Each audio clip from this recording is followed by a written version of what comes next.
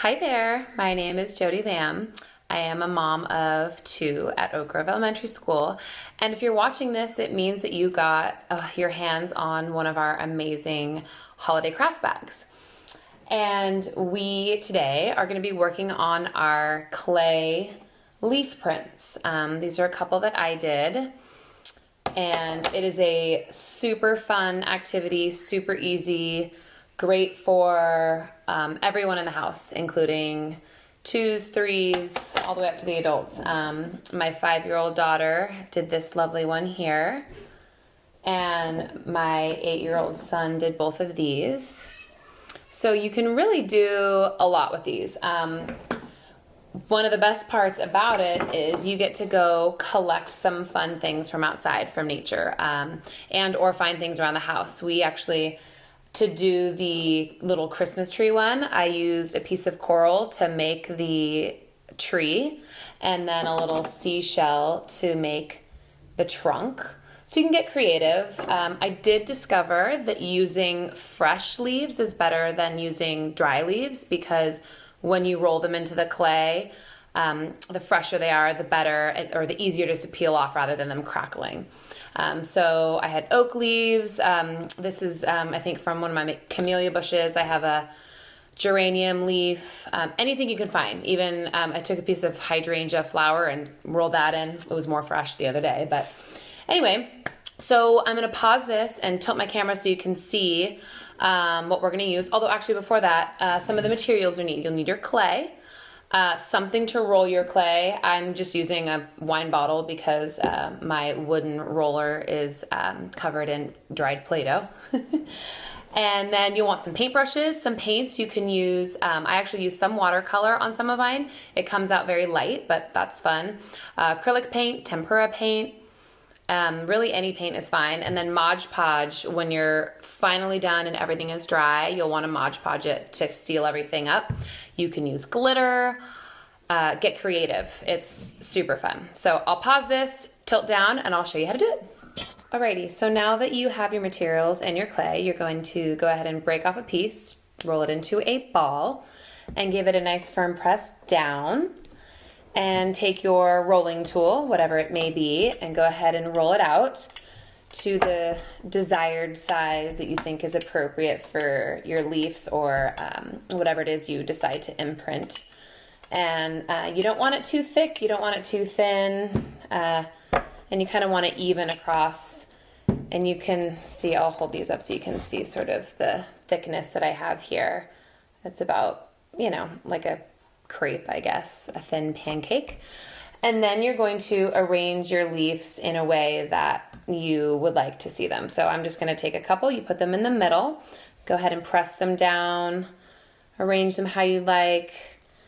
And once you get them sort of in a pattern that you're happy with, as you can see, some of mine's coming off. If you want yours to fit on all the way, that's fine. I'm just kind of going for a different look. Then you take your tool and you roll over nice and firm and steady across. And once you feel like you can kind of see they get pressed in a bit, you'll go ahead and peel them off. And you might have to use your nail or help your little one if needed. And by the way, this amazing craft bag was put together by OGEP. And OGEP is just amazing. All these crafts available to you. Anyway, so now you can see my little imprints here. Now this is the part where, for example, your, kindergartner or first or second grader might say, okay, I like it like this. I want to go ahead and be done and paint.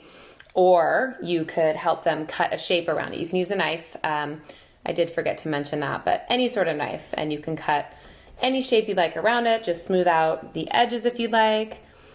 However you want to do it.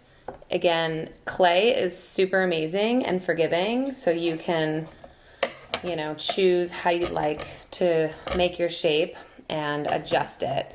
At this point, I tend to want to sort of smooth out the edges, and a really simple way to do that is dip your finger in a little bit of water and sort of smooth out the edges. This is a step that is not necessary. It's really only if, whoever's doing the craft would like to have a more finished look. It is kind of fun. It's slimy and slippery. And again, with your younger ones, you might want to help them, or they're perfectly capable. And it helps to smooth out the edges a bit. And then you can use the back of your paintbrush and poke a hole if you want to hang it for an ornament or any sort of decoration, really. Or you could leave it without a hole, and it could just be something that is, like a paperweight.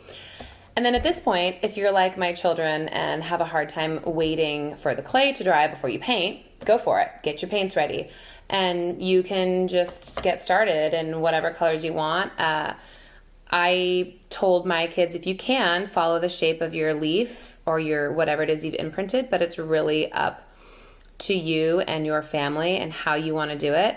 If you add a little bit of water to your paint, whether it is acrylic, tempera, it tends to obviously lighten it, but also it can show the grains of whatever it is you've imprinted. And you can do layers of this. Acrylic, tempera, and even watercolor. I think I told you I mentioned that I use watercolor on some of them. Dries super quickly. So if you let it, even though the clay is still a little wet, you can let the paint dry a little and then add like another layer of another color if you wanted to. And blend, get creative, add glitter. Now the one thing I will say, which I can't remember if I mentioned in the one before, Mod Podge is super important to help seal these for them to last. And Mod Podge is basically just like a clear coat and like almost like a glue, I guess. But it's a water-based glue, sealer, and finish. And you can get it Amazon or any craft store. But don't Mod Podge until your clay is dry. Now you could, like I said, let your clay dry and then paint it and then wait for that to dry and then Mod Podge it, or we just go for it. When it's wet, paint it. When the clay is wet, paint it and then let the whole thing dry. And once it's all dry, you Mod Podge it. And that is what helps kind of seal it in and give it that shine, which will help it last longer, and you go from there. So anyway, I think you can run off and do it on your own. I hope you have a wonderful time doing this, and we're so grateful that you supported OGEP and your kids at school and are getting crafty together. Have fun.